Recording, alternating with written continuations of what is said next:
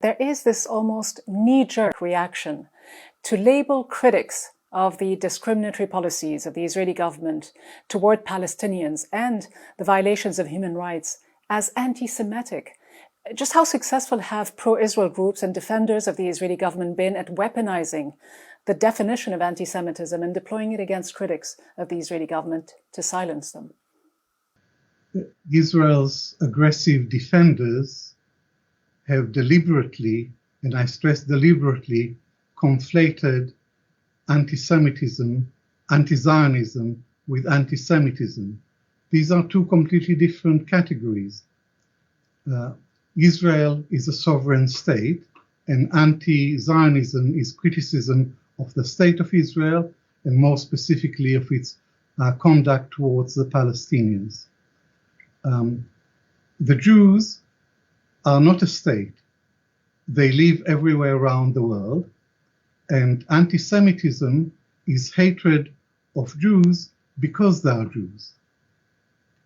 The two are completely separate, but Israel and its friends constantly conflate the two, blur the lines between the two, in order to silence legitimate criticisms of the state of Israel. But how difficult, though, has it become to redress, to reverse this, as you call it, deliberate conflation that is taking place? Because we saw the vilification of politicians in the UK, where you are, and right here in the United States.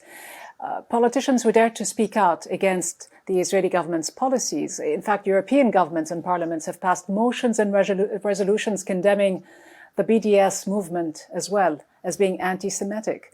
Are we seeing more governments caving in, or are we seeing the opposite? We are seeing more and more governments caving in to this pressure to refrain from criticizing Israel.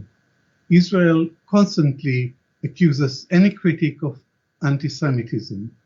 The latest and most striking example is the decision of the chief prosecutor of the International Criminal Court to launch an investigation of war crimes in Israel-Palestine.